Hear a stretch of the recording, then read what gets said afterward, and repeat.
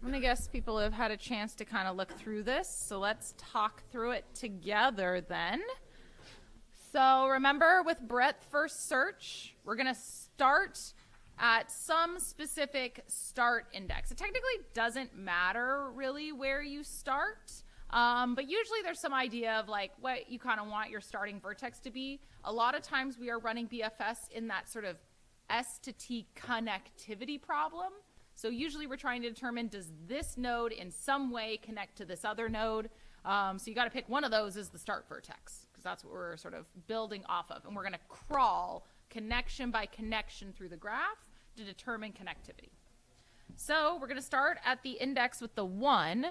That's what we're going to pass in as the start. We're going to create an empty queue that we're going to call perimeter, and that's going to be the vertices that we have observed as connected, but we have not yet had a chance to, quote, visit them or process them. And then we have a set called visited so that we know that we don't accidentally repeat anything. So that's how we avoid that infinite loop problem from before. So first we're going to add 1 as the start and as the visited. I think if I click, there we go. So it gets added. Now I can enter my while loop because perimeter is not empty, right? And I'm going to then immediately remove that 1, and that's going to be stored as from. Now this is essentially marked as visited, right? It's going to get added as visited here. And then what we're going to do is for that 1 vertex that is marked as from now, we're going to loop over all of its edges. And then we notice 1 has an edge to 4 and 1's got an edge to 2. And so we add 2 and 4 to our perimeter there. And we did that because neither 2 nor 4 have been added to visited. So that's cool. We add them both. That's great.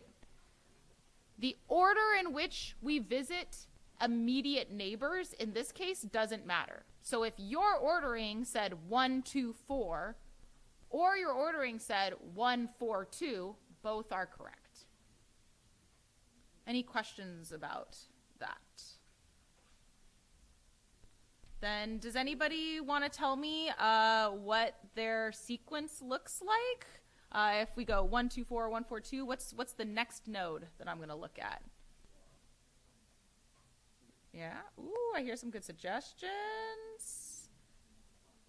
In this context, let's start here. So if I'm going 1, 2, 4, what's the next one I'm looking at? 5. Okay, let's see. 2 and 4. Aha, wait, where did my things go? There we go, 1, 2, 4. So we add in those things. And in this case, let's see. It looks like maybe my animations are off. It went 3 because 3 was the neighbor of 4, and I guess I switched the order of 4 and 2 in this. But then came 5 because you're absolutely right. That's connected to 2. And then we would do 6 and 8, and then eventually 9 and 7. There we go. So it started here. Its next little rung was 2 and 4. Its next rungs were the ones connected to 2 and 4, which are 3 and 5. The next rung was then whatever's connected to those, which is 8 and 6, and then 9 and 7. And it kind of goes in those little groupings like that, but the order within the groupings, can vary according to how you process the immediate neighbors. Questions about BFS or this code? Okay, then. So there's an example ordering. Yeah, question. So I noticed you essentially order within the layers, right? Mm-hmm. So even though 1, 2, 4, technically speaking, we call it 2, and then on this edge, Mm-hmm. we go forward. Mm-hmm. We still put in 3 before 5. Is that right? Yeah, I think this is because what happened here is that so we started 1 and then we added 2 and 4 and then we added 3 because I think it skipped over 2 and it did 4's neighbor. I think that's just the animations doing a funky thing there. And then we added 5. So 3 and 5 got added as sort of the third layer out as the things connected to 2 and 4. That's kind of what happened there. Yeah. And then the 6 and the 8 are what's connected to the 5 and then the 7 and the 9. Wouldn't it normally be 5 and then 3 though, even though 3 is less than 5? Yeah, because exactly, I would swap the order of 5 and 3 here because in this order I would have processed 1's neighbors, which are 2 and 4, and then I would have processed 2's neighbors, which are 5, and then I would have processed 4's neighbors, which are 3. So I would probably split the order of 4, 3, and 5 there. Yes. Cool. Hopefully you went to section yesterday and did a bunch of BFS practice. We will probably not leave BFS. We're going to just keep building off of this algorithm. Right? As we speak, all of the TAs are holed up in a conference room in the CSE building, furiously grading your midterm simulated exams right now. We'll see. We're going to try and get those grades out to you within the next week or so. But like I said, this is sort of an experiment. So we're going to see how this grading goes for us this first time around. Reminder that you have project 3 out. It is a 1-week project. It is due next Wednesday. It's that heaps assignment.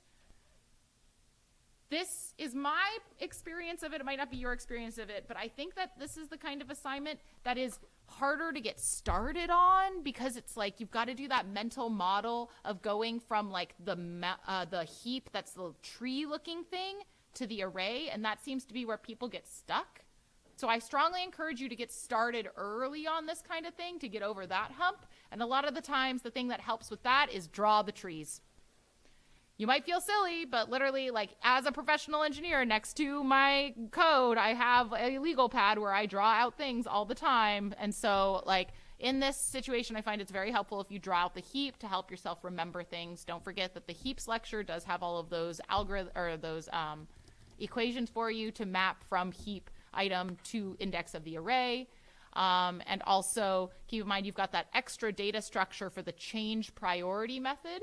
That is not normally a part of a heap. If you notice, change priority is not in like the priority queue ADT, but that's something you're going to have to implement. And the way that you do that is you have a map somewhere that maps from element to its priority so that you know where to find things. Also, exercise 4 is officially out today. It is your first exercise about graphs. It will include a problem on shortest path, which is what we're going to talk about today in lecture. And just so you can kind of plan ahead, you have a total of 6 exercises in this course. So we're now in the back 3 of the exercises. Does anyone have any administrative questions at this moment? Cool. So let's talk about this magical thing, shortest path. So the shortest path problem asks us, given a source vertex and a target vertex, how long is the shortest path from S to T? And if this is in an unweighted graph, then really what I mean is like, what's the fewest number of edges that it will take me to get from one node to the other? So if it helps to think of it in terms of weights, in this unweighted, we're kind of like treating all edges as having the weight of 1. Like they're all sort of equivalent. So we're sort of counting edges. So, okay, we know we can do connectivity with BFS. So in the warm-up, there was questions like which of these is false about BFS. One of the questions was, does BFS explore every vertex? True or false? Does BFS explore every vertex no matter what?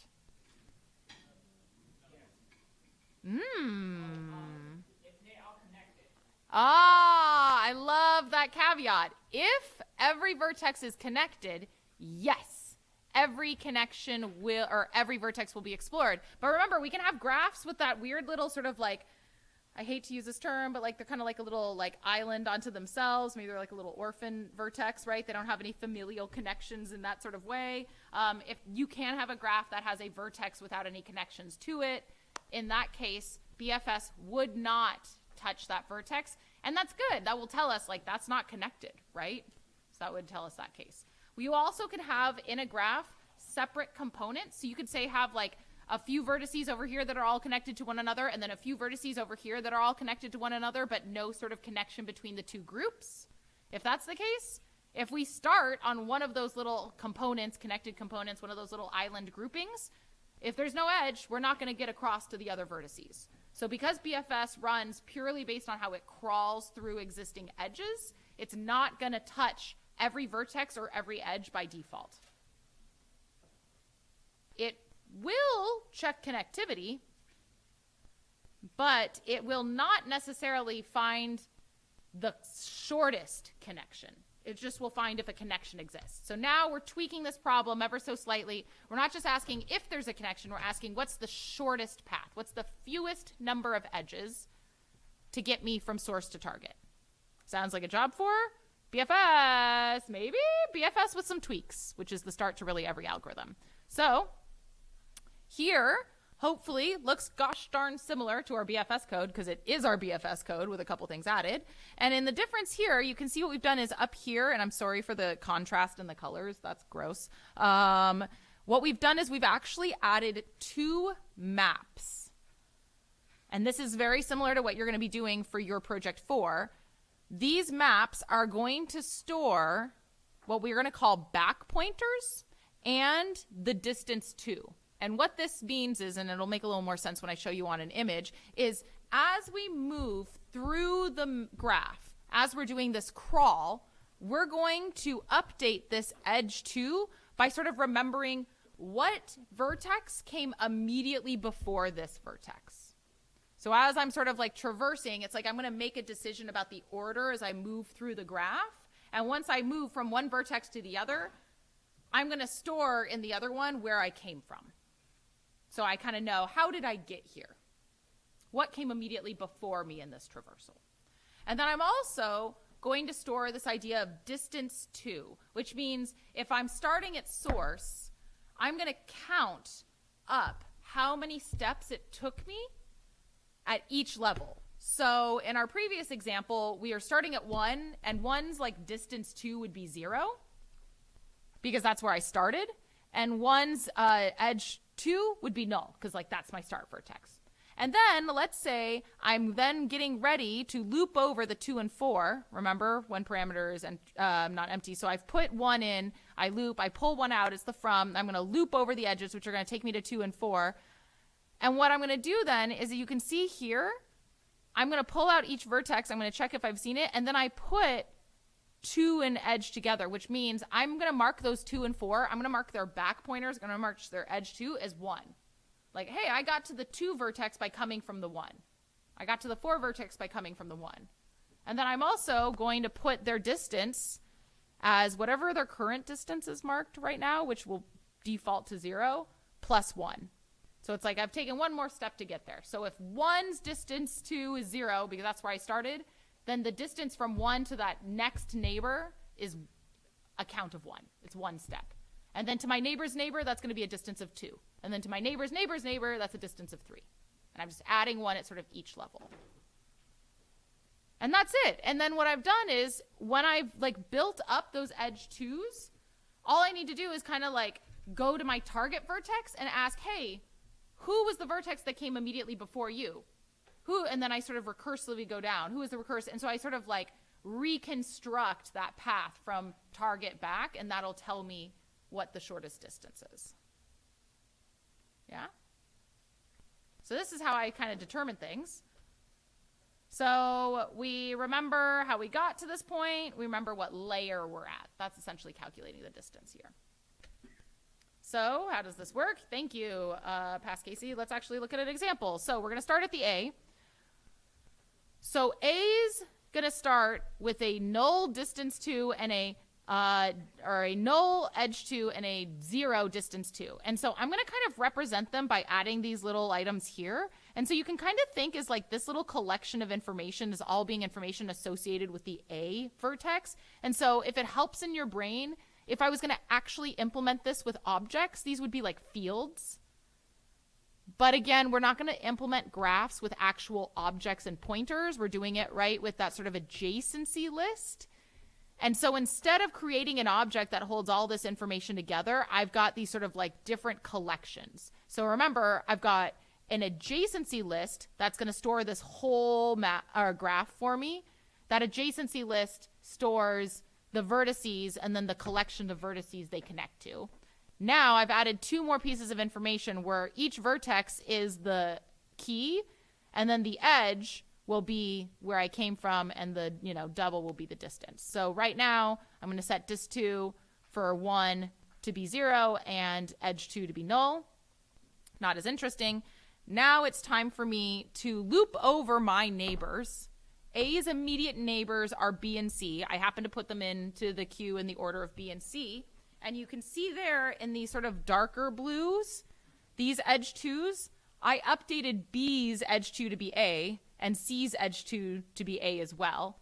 And then I updated their distance to be the distance that was stored at their previous nodes, like wherever they came from, whatever their distance is, plus 1. So because A's distance was 0, B's distance becomes 1 and C's distance becomes 1.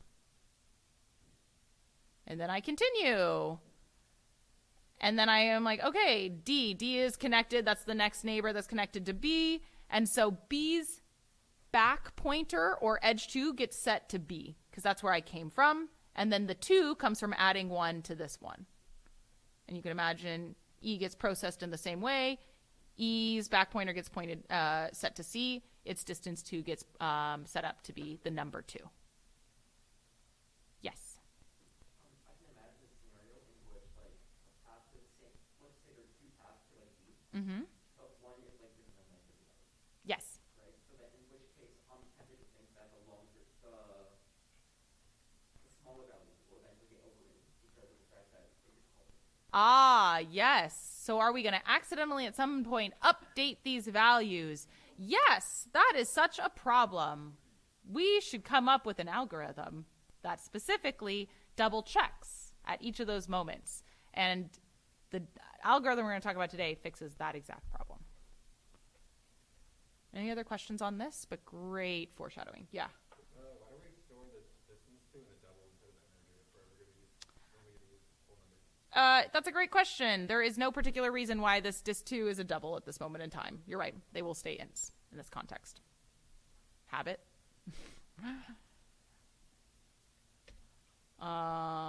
Cool. Okay, everything's processed. Great.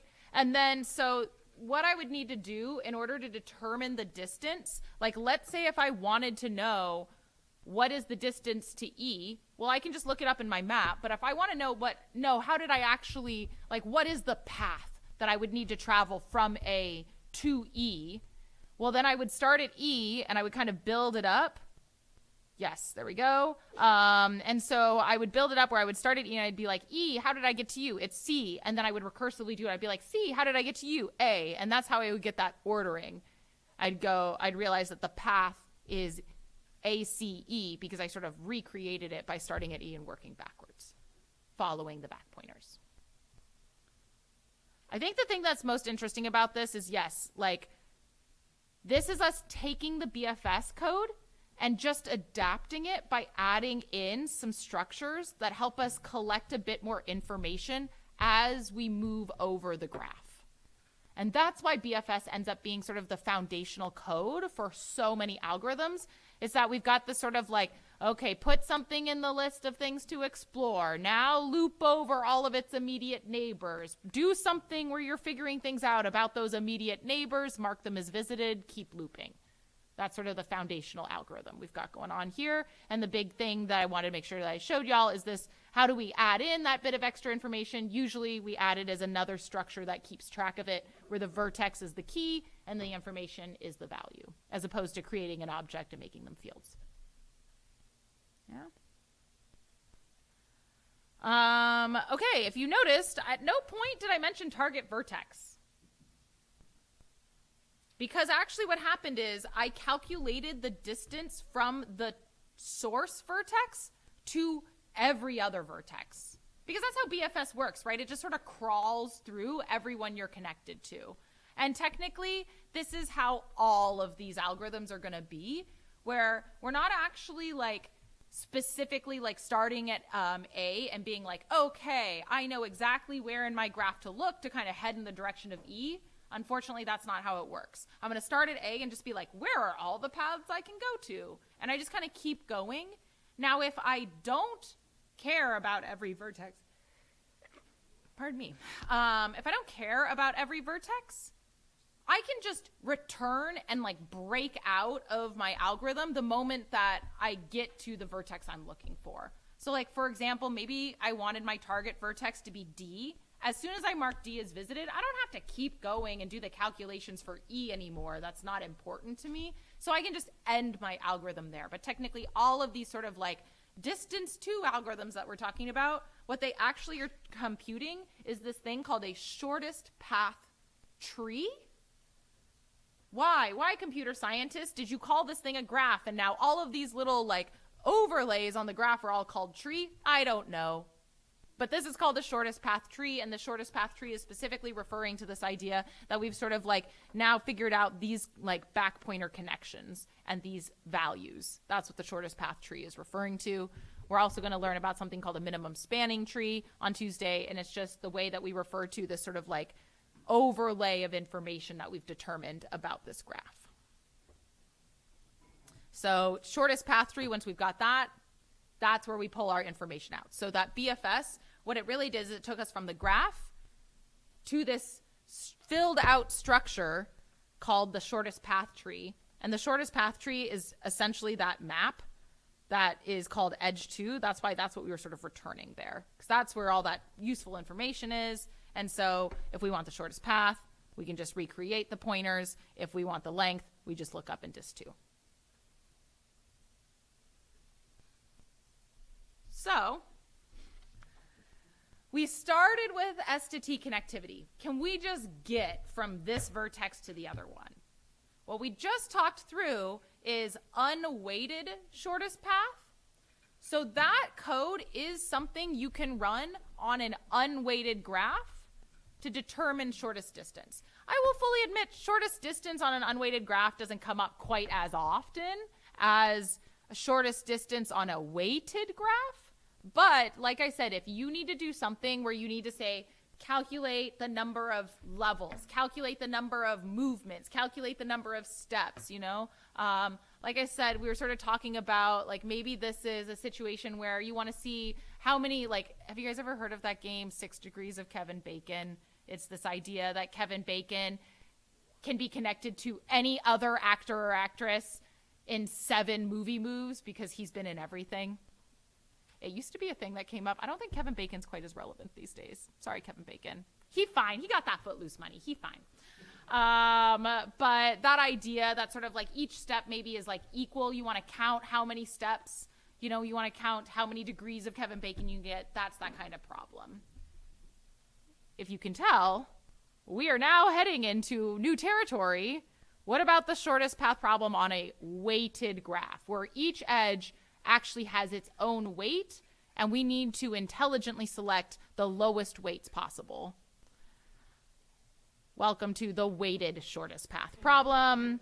We want to find the shortest path from A to C using the weight of each edge as the quote distance to get there. So instead of doing that sort of like levels where we just +1, we are going to now actually be making sort of intelligent decisions between vertex jumps because the edge weights are going to be considered in that decision. So is BFS the right fit for us? No. Welcome to Dijkstra's algorithm. Dijkstra is how you pronounce this. It's named after Edgar Dijkstra. Edgar is a contemporary. I don't know if this makes me seem old, but 1930 was literally the year my grandfather was born. Dijkstra literally won the Turing Award, which is essentially like our computer science version of the Nobel Prize. Won it in 1972. Technically not for this algorithm either. I can't remember what he won the Turing Award for. And like, he's just really one of the many like founders of computer science. And so we all sort of like talk about him here at this moment when we learn this algorithm, but his contributions extend well beyond it.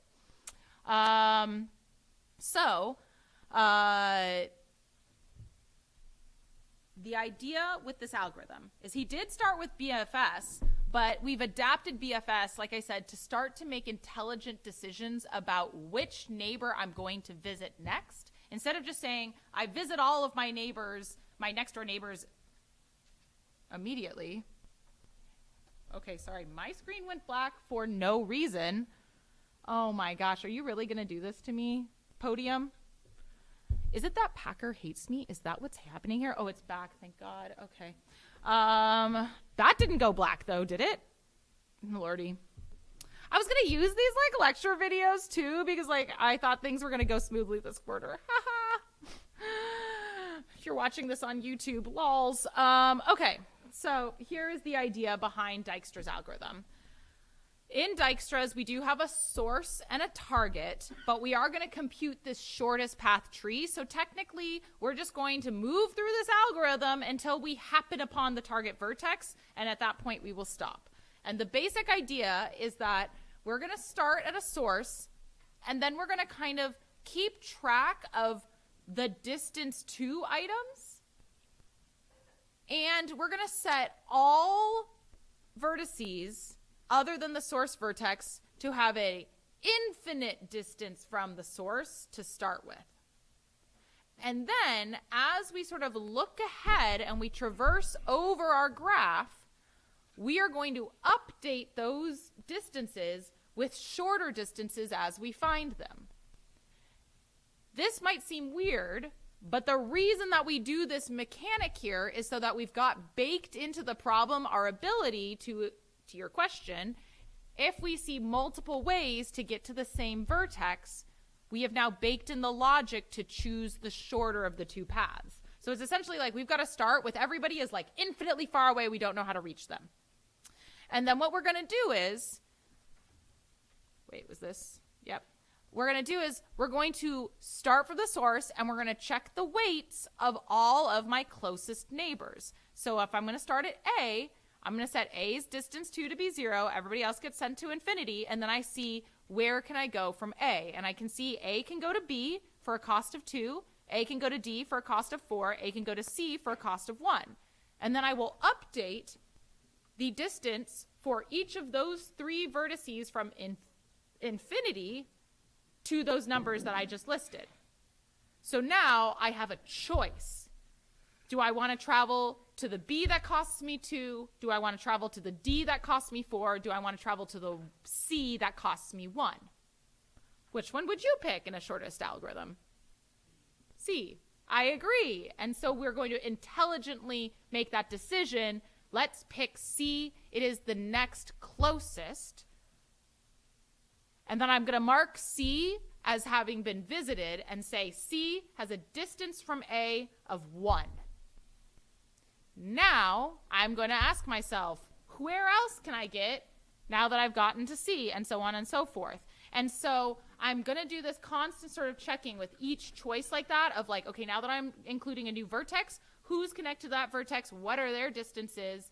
And now I am going to update any of those infinite values to be this new sort of contribution. So for example, the next one would be C, as you can see, can get from C to E for a cost of 11.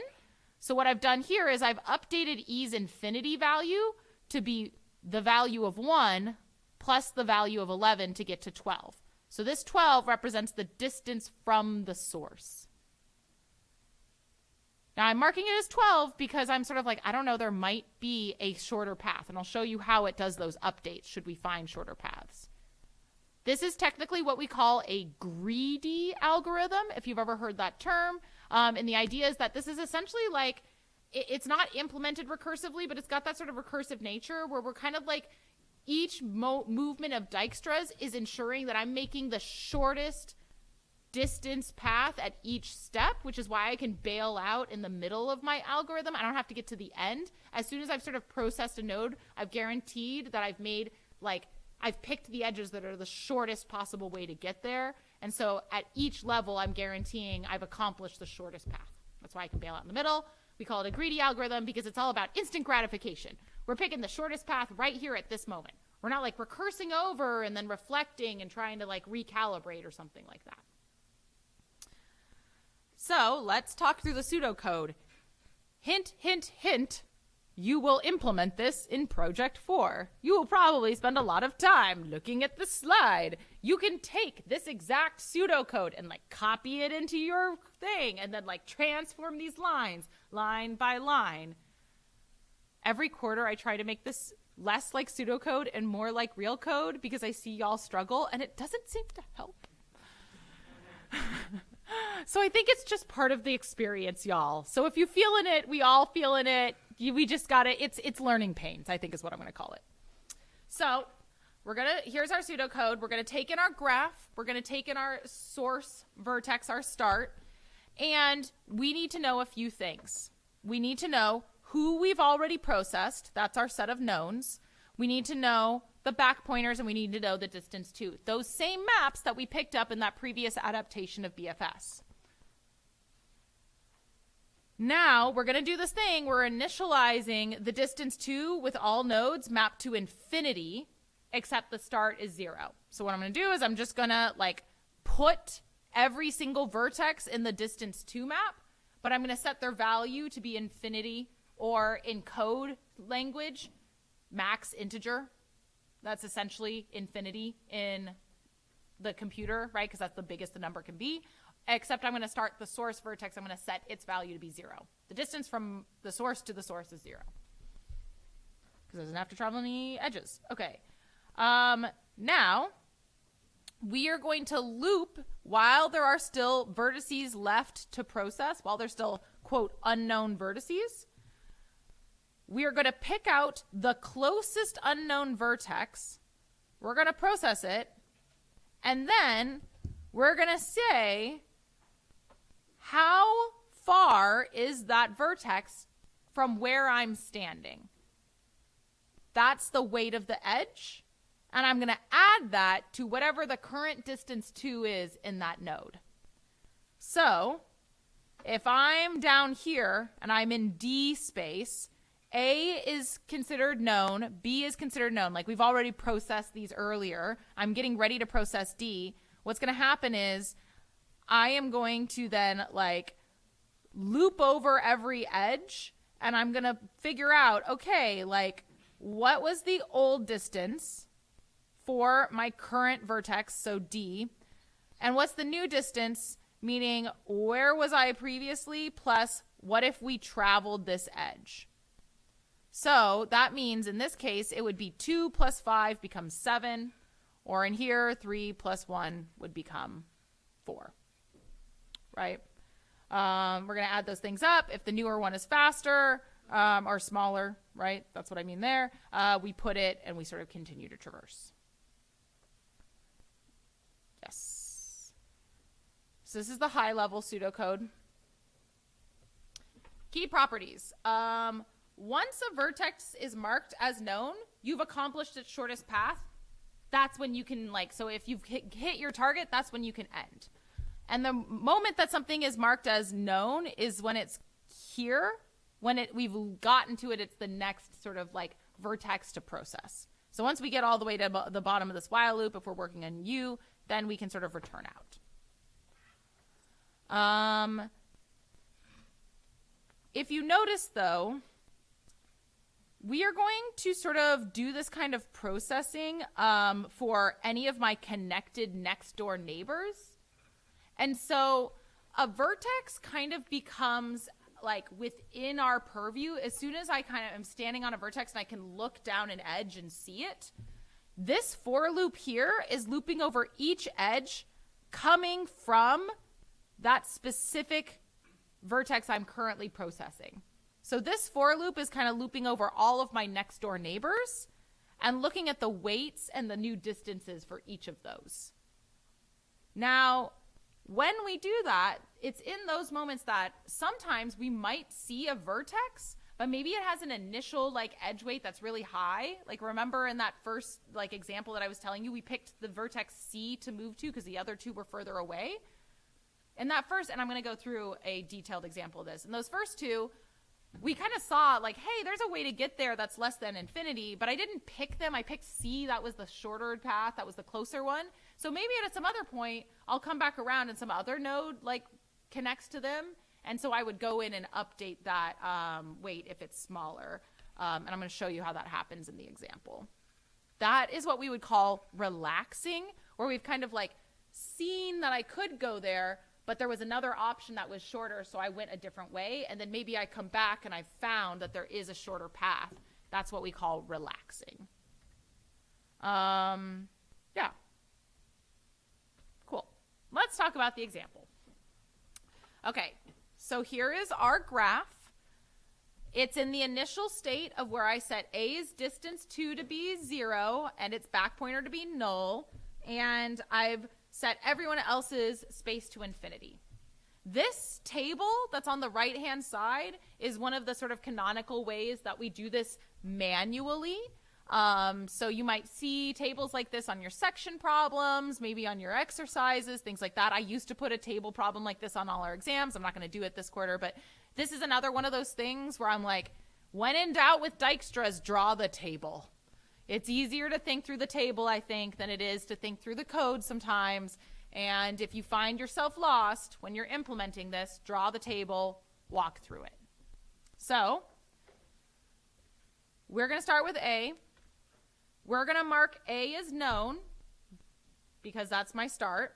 Its distance 2 is 0, its edge 2 is null, and then I'm going to look at all of A's immediate neighbors. And you can see that my immediate neighbors are B, C, and D. According to the weights coming directly from A, that would give a distance to B of, so far, the best we can do is 2. This is the first time B's come into my awareness. 2 is, as far as I am currently aware, the shortest path to it. But I haven't picked that path to actually travel. So that's why I've sort of turned this into like 2 question mark or less than 2. And now that I've sort of processed these things, I've got a choice. Do I want to travel the 2? Do I want to travel the 1? Do I want to travel the 4? And like we sort of talked about, we're going to pick the 1. And now that's when that node gets added to known. We've marked its edge 2 as being officially from A. And then we continue. And what we're going to continue is we're going to say now we still have some set of things that are, quote, unknown, which is the B vertex, the D vertex, and now we're going to add in the E vertex because that's the one that I can get to from C. And we're going to update E's possible distance 2 to be C's distance 2, which is 1, plus the weight of the edge, which is 11. And that's how I got the 12. And now I make my choice. Do I want to go to the 2? Do I want to go to the 4? Do I want to go to the 12? You can imagine, I'm going to go to the 2. And so now that I've done this, I'm going to mark this as known, and I'm going to set its back pointer to be A. So it turns out that original 2, that is the fastest way to get to B. Mark it, put it in stone, and then I am going to ask myself, is there anything else I can do to expand my set of like vertices to C? And I can see that B has a connection to F. And so now F, I can transform its infinity to 4 because that's B's distance 2, which is 2, plus the weight of the edge that connects them, and that's how I get the 4. And now again, I ask myself, I've got a 4, I've got a 12, and I've got a 4. I'm going to pick that first 4. That's just sort of how like the orderings of things went. Technically, both are correct. But I'm going to now process the D. I'm going to say, does D have any other vertices that it connects to that I haven't already seen? Actually, no, it doesn't. So now I've marked D as 4. I've marked D's edge 2 as A. And now I have nothing else to add. So I kind of return to this original set of choices. Do I want to go to the B or do I want to go to the C? Or sorry, do I want to go to the E and the F? I was looking at the wrong column. I'm choosing between going to this vertex or this vertex. Do we want to go to the F? Do we want to go to the E? F, I agree. So we select F, we mark it as known. Its official distance 2 is locked in as 4. Its edge 2 is B. And now we've also opened up the H because F has that edge going there. H's distance 2 is 7, which is F's distance 2, 4, plus the edge 3. Now again, we can see I have 2 in my known category. Where do I want to go? Do I want to go to the F or do I want to go to the H? F. Yep, exactly. So I mark in that one. And then F again, sort of like, let's see. Or sorry, we go to the H, right? That's where I'm at. Whew. And that H sort of exposes to us this little edge here. So now finally I've found some pathway to get to the G. It's finally time to update G's infinity. And so I update that to be the 7 plus the 1. And so again, I ask myself, now my choices are between the E and the G. I'm going to go to the G. And now everything is sort of locked in. I'm out of unknown vertices. And so whatever is anything that's left over, now we mark that sort of distance as wherever it was currently set. I didn't find another way to get there. Its final distance is about 11. Yes? How often would Dijkstra algorithm be run in a program? Like, do you do it every time you add a new vertex, or Sorry, say that one more time. how often would you run this? Oh, how often do you run this algorithm? I mean, I guess it usually is sort of like its own function.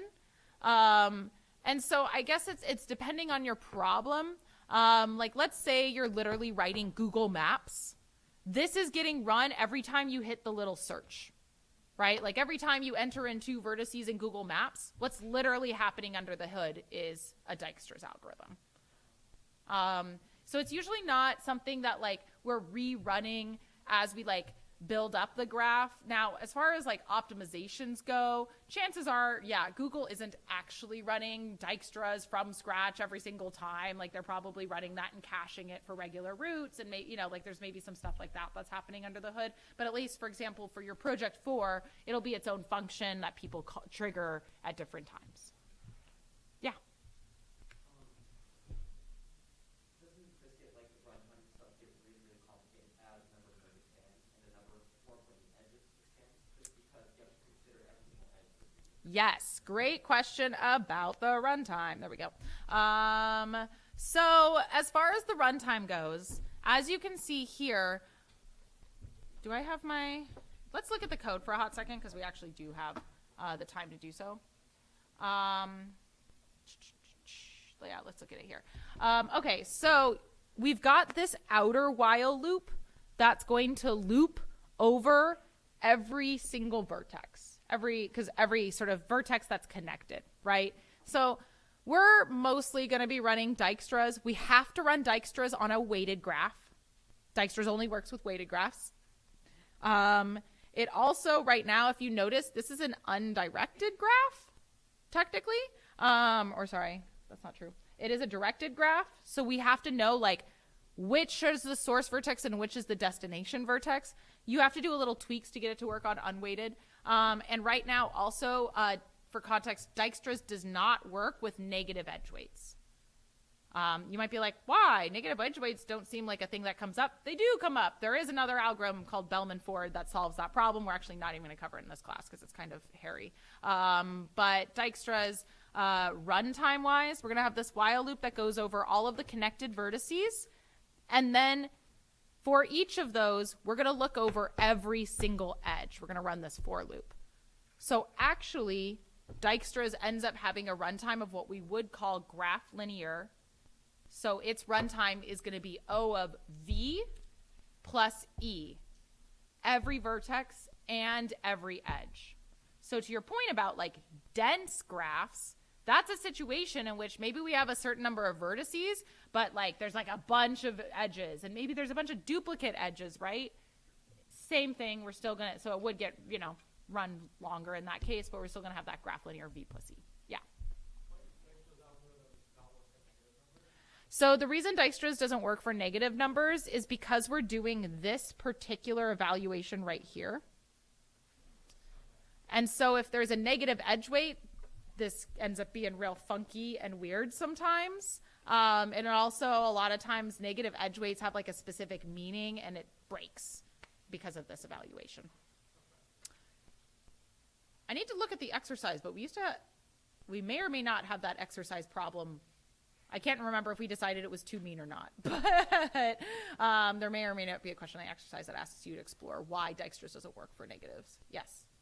Piggybacking on this question. Yeah.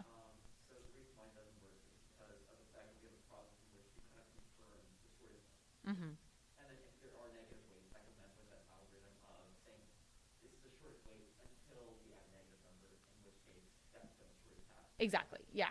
Yeah. So it's because we sort of like give ourselves this option of like replacing the like first discovered distance to with a shorter distance to later. And those negatives, when they come in, can just like mess up this evaluation. And that's exactly what this highlighted if statement is doing.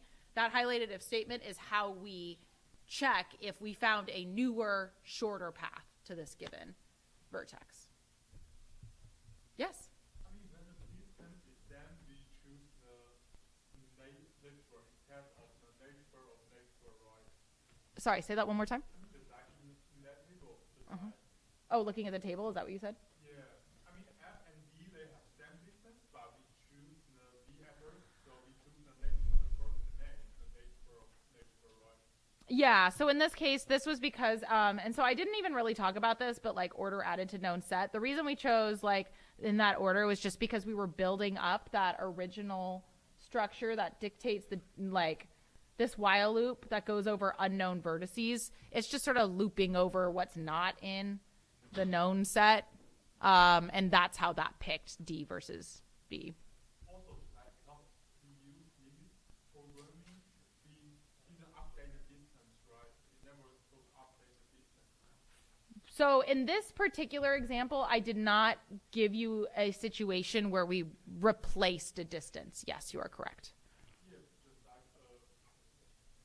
just like from A to E, if we go to D, they will go 11, but go to the B to E is 12. So we never go to update the distance after we find the new vector, right? So I think that's what's happening literally. I think I just sort of like didn't give you the full of it. So let's see. Here's E being a possible 12. And so at that moment, we realized like it's been 12. We could go to 7. Or we could go to H for 7. We can go to G for 8. And then we see there's that 3 right there at G. And because of that, now right here, we realized if we want to complete this, because we didn't find that shorter path until we hit that G, at that moment we can update it from 12 to 11 at the very end there. So I just didn't finish that example, but here that's what's happened is E originally, we thought the distance was 12, and it wasn't until we got to the very end we recognized there was a shorter distance of 11, and that's because we needed this edge right here, and it wasn't until we got to that edge that we realized there's a shorter distance. Yeah? Question? Yeah.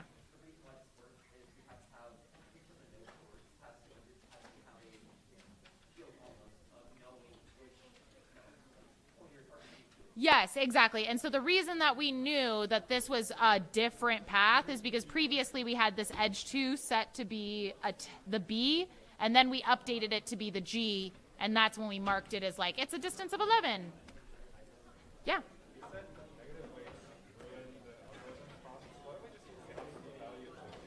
So it depends on the problem.